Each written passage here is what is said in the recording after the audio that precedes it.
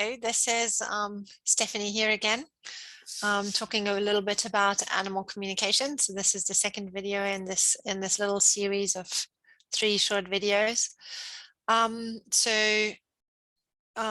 What exactly? So the first video was just introducing me a little bit. Like I'm a veterinarian by profession, but I'm not working as a veterinarian now. I am working with veterinarians, helping them develop mental health strategies and well-being strategies that enables them to continue to deliver the exceptional care that we all know they deliver for our animal friends. And yeah, the other thing that I do is I communicate with animals, and have done that for now about 7 years. So the first video was also just introducing a little bit what it's done, my experiences of it. So if you're interested, you can have a look at that video as well. And so to this little video, we want to just talk about what exactly is it actually? What is animal communication? And so it's in the simplest form terms, it's an exchange of sensations, emotions, thoughts, and pictures. And I think so the closest word towards it would be it's a telepathic communication. Although it's not as clear as, you know, this idea that we have, like we just start talking into somebody else's head. It's not quite as clear as that. So it works more like the animal sends me what they think, which is a combination of the things about that I said before, you know, sensations, emotion, thoughts, and pictures. And then my mind uses my knowledge of the world, which is, you know, so my knowledge of the world, that is huge memory bank of pictures, sounds, smells, you know, all the things that tell me what the world looks like, and translates or organizes the input that I get from the animal into what I understand and know. And then I relay it back to the owner. So, and you can see right there that, you know, sometimes my interpretation can be really accurate and other times it can be a little off. So, for example, I would get from a dog, I would get like, well, I have a red leash and harness, and it's like, yes, the owner says we have a red leash and harness. Yeah, the cat likes to sleep on a purple velvet bed. Yes, the cat likes to sleep on a purple velvet bed.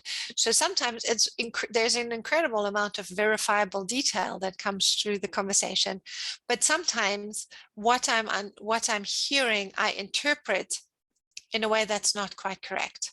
As in, I could interpret the dog would like training, and it turns out the dog already gets training. So then, you know, it's that adjustment. Like, okay, so what I was hearing is the dog likes training. Or like, so there is a fence and my mind interprets fence as I know fence, and the fence might look very different in the actual real world of the animal and that owner. So I want to talk a little bit about Penelope Smith. She's one of the pioneers of animal communication, and she has made it, she's brought it into the US. She's an old lady now, but she is quite famous in many circles, and she has worked with racehorse horses and performance animals, you know, who are worth a lot of money. So that's how her name became really well known. And she has taught, and I think she still teaches animal communication. So you can also go to her website for courses. And so these are her words. So is it a psychic ability? So psychic will come from the Greek meaning psyche, from the Greek word psyche, meaning soul or spirit. And what she says is, I communicate to the individual animal who is a spiritual being with a particular type of animal body, just as we humans are spiritual beings with human animal bodies. And so having this awareness of the animal as an intelligent being with a spiritual essence is central to the ease with which animals communicate with me. And it increases their willingness to understand where I'm coming from, what I'm wanting to say, and what I want from them, and increases their willingness to change in positive directions. And we can see the same with communications with people, can't we? Like if we're being patronizing, or we're trying to tell people to do something they don't want to do, like, right? Do you want to change if somebody comes at you like that? Obviously, no. So with or without physical contact, I communicate with an animal telepathically, with feelings, intentions, thoughts, concepts, or with mental pictures. And so they communicate back to me in the same ways. And then I translate their thoughts into words for the owner's human understanding. Of course, animals can understand the meaning of words when humans give commands, right? I mean, we all know we can teach dogs and cats and horses words, and they will hear them and understand and get to learn what they mean, just like we can learn another language, Italian, Greek, German, whatever it is, right? Spanish.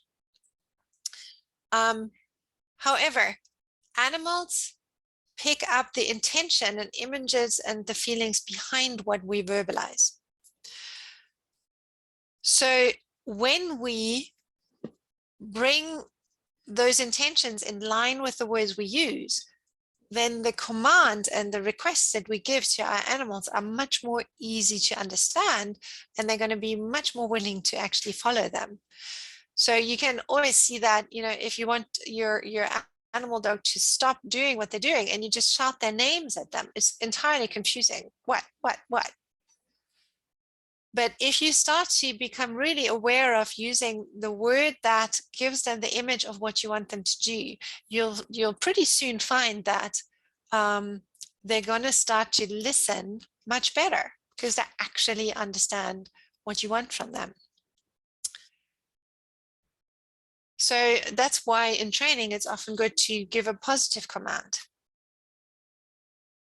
You know, instead of saying, stop barking, be quiet.